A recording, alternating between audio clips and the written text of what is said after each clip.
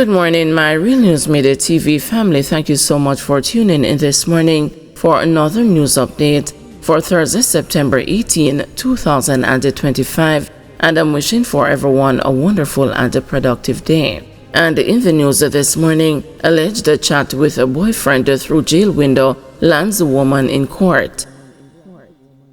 A woman accused of communicating with her prisoner boyfriend, therefore breaching the Corrections Act, has denied any wrongdoing, as she explained to the Kingston and the St. Andrew Parish Court that she was merely in the parking lot at the time. The accused, Patrice Johnson, appeared in court on Tuesday after being charged with communicating with a prisoner, which is an offense under the Corrections Act.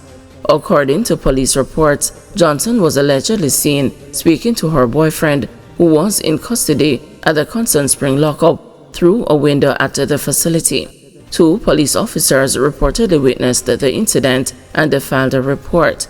Johnson, however, has denied the accusation, admitting that she was in the parking lot at the time, but said she was not attempting to speak with the inmate.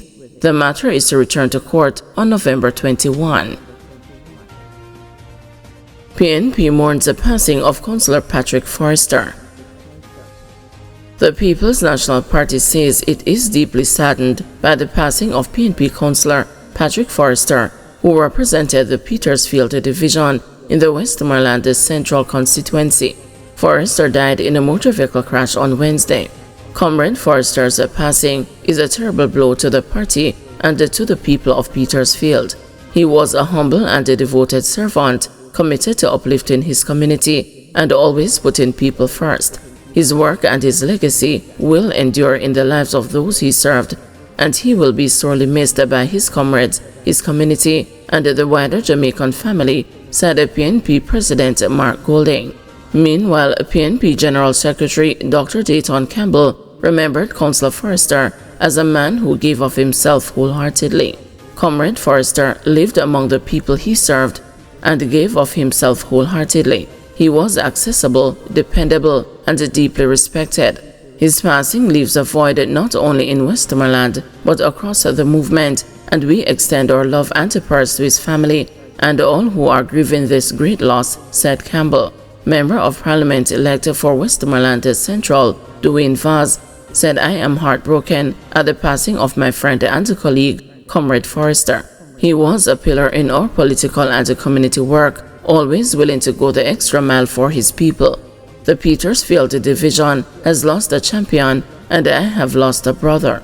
We will honor his memory by continuing the work he dedicated his life to." The PNP also extended condolences to Councillor Forrester's family, friends, colleagues, and constituents. Ongoing probes into bomb threats and telecoms vandalism on election days, says police.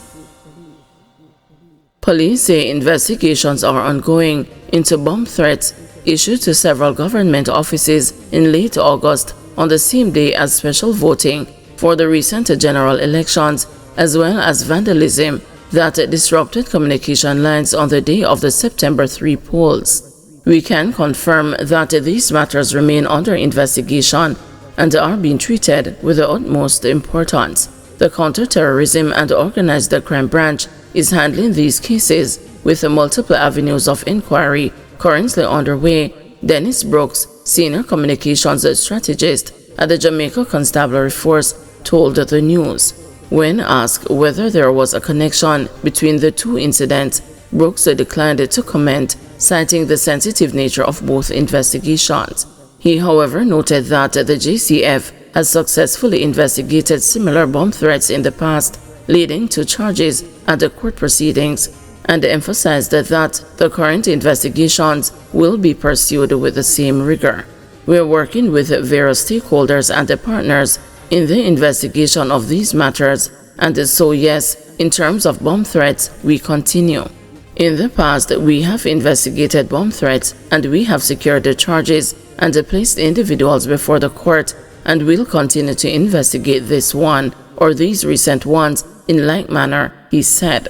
The destruction of property is a serious issue in society, and as we have done previously, we continue to investigate these matters with a view to arresting and charging those responsible, he continued. Brooks also made a special appeal for anyone with useful information regarding the incidents to come forward and share it with the GCF. Operations at several government agencies across the island were disrupted by a series of bomb threats on Friday, August 29. National Security Minister Dr. Harris Chang said at the time that it appeared the threats were designed to disrupt the vote of the security forces. Similarly, telecommunication providers Flow and Digicel suffered targeted vandalism to fiber optic cables, disrupting internet, landline, and television services across several areas of the island on Election Day. Aileen Big Stone disappointed, spinal surgery cancelled. Popular YouTube blogger and philanthropist Claude Big Stone Sinclair on Wednesday said he was disappointed on being released from hospital after it was determined that his body wasn't strong enough to undergo a scheduled spinal surgery. Sinclair, who has stage 4 prostate cancer, received an injury to his back in August last year after falling backwards inside the St. Andrew Parish Church Cemetery during filming for his YouTube page. The spinal injury worsened over time, he said, causing excruciating pain, which makes it difficult for him to walk or even stand for a few minutes at a time. He said he was informed while at the University Hospital of the West Indies, where he was admitted since September 2, that his condition required a surgery. I was taken aback, very disappointed and surprised. If I was to do surgery today, how come you sent me home? I cannot walk and my legs are swollen. The doctors recommended radioactive therapy. I am just wondering what is going on, Sinclair said, and argued that he could have been kept at the hospital for further observation. After the last 2 weeks and this morning, Wednesday, a team of doctors came in and they said, unfortunately, Mr. Sinclair, based on the fact that your heart is just functioning at 25% and there are other conditions, they won't be able to do the surgery. That's what they said, Sinclair told the news. He said that he was forced to visit his doctor after being discharged from hospital because of the severity of the pain he was feeling.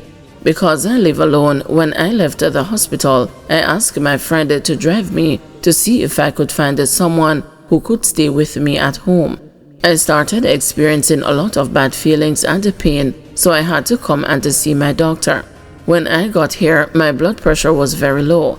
I am currently seeking to go into another institution, he shared. They kept preparing me for surgery today, Wednesday, because that's what they told me. Twice I couldn't pass urine. Twice they had to change a catheter. It was nothing but a severe pain. They asked me if I wanted morphine. I did a lot of morphine. That was the only thing that could stop the pain. They drew a lot of blood from me. I did 2 digital rectal examinations. The reason my feet are swollen like this is because I can't sleep in the bed. When I lay down on my back, I get a muscle contract. I had to sit up in a chair while I was there, just because I couldn't lay down, he added. Even as he praised the majority of doctors and nurses at UHWI for being extremely nice, Sinclair was adamant that he felt he was released too soon. On Monday, Sinclair appealed to the public to donate blood at the nearest blood bank collection center on his behalf to facilitate the surgery. Residents of Cherry Tree Lane claim unfair treatment by police. Residents of Cherry Tree Lane in Clarendon say they are being unfairly treated by police. The community came to national attention last year after armed men opened a fire on a group of people at a birthday party, killing 8. Since then, 2 suspects have been arrested and charged, and another fatally shot by the police. But residents who spoke with the news on Wednesday morning say they are being unfairly targeted by police, citing Monday's fatal shooting of a 22-year-old man in an alleged confrontation with the police. Jamar Farquharson was killed during a planned police operation in the community on Monday, and a firearm was reportedly recovered. Police say they went to execute a search warrant on a house occupied by Mr. Farquharson. but during the process, he retrieved a weapon, pointed it at them, and was shot. A .38 revolver was recovered. Mr. Farquharson was pronounced dead at hospital, but residents who spoke with the news say the killing was unjustified. No, this young man, no, whatever happened there, went to his house.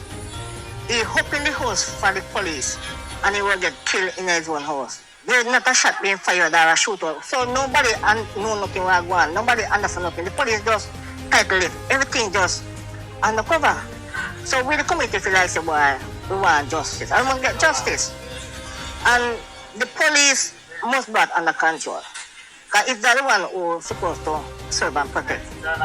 And then we became fear of them because, you know, of their conduct. No, I think the commissioner of police and the government must really get in back. And this, something must be done from out of this. Something must come out of this.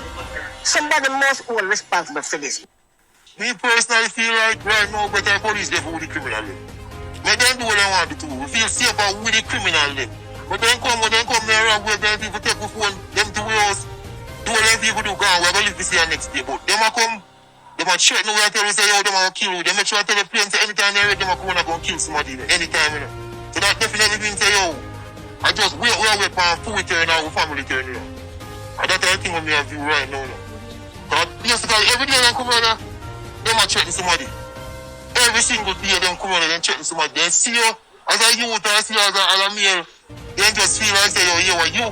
You know, if they even see you on the road, they must say, yo, where you going there? Guys, thanks for watching. Please join us this afternoon at 2 p.m. for another news update.